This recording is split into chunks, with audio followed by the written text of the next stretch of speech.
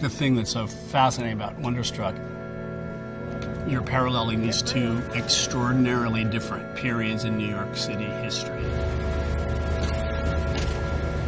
The beauty and the poignance of the story as it unfolds and the visual experience, cinematic experience, was something that just started to affect me emotionally at all levels.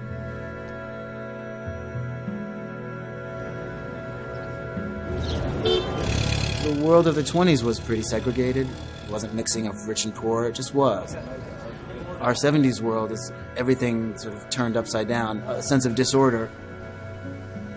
I think it's important to create an authentic, gritty look at 1970s New York City without it being a blameful depiction of a culture struggling, certainly, but a conservative era was right around the corner.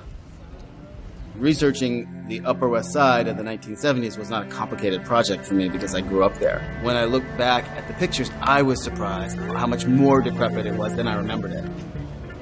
I kept saying more age, more trash, more rubble, and nobody believed that it was real, that it could be that way. I try to rewrite the script in images. Less aesthetic, more structure.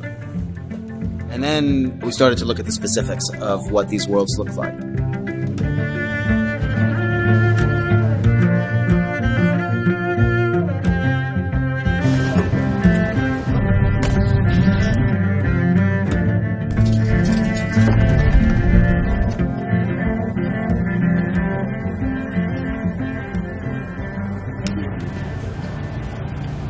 Awesome. Make sure if you have the briefcase that's under the umbrella when it rains, please. You got it. Don't Briefcase let it get under wet. the umbrella. Don't let it get wet.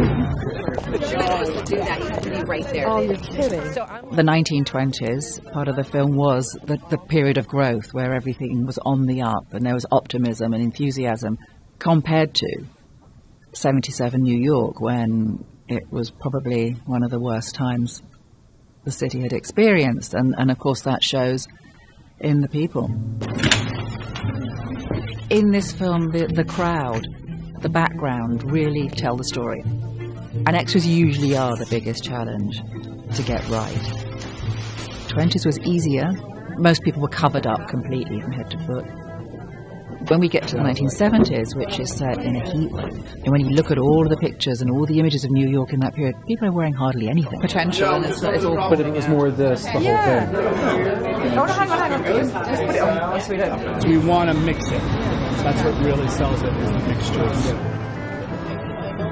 Now, what's happened since 1977 to now, everybody's body shape has completely changed.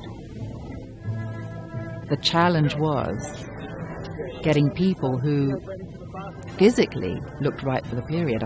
We don't just want bodies, we don't just want a crowd of numbers. Those people have to look right in the clothing.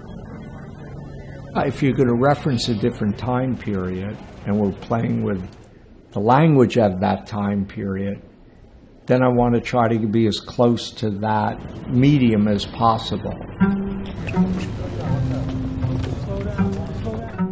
Those were all different textures that we played with. Black and white, film, not digital, 70s use of color. So as much as possible, we tried to use filmic devices within the camera, the way they would have done it then. So the trick is, I do this, then I turn around. One of my specialties is to do seamless visual effects. And what I have to do is to be transparent. So nobody knows or feels that there's any VFX in the movie.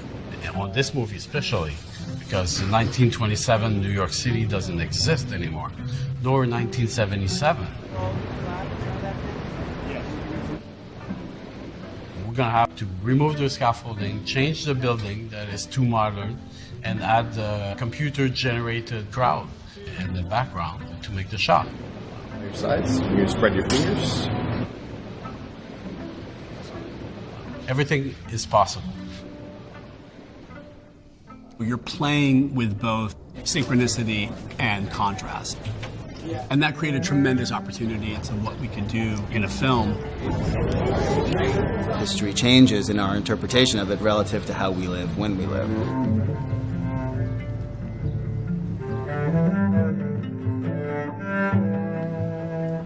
It's a movie about these stories and how time can be spanned.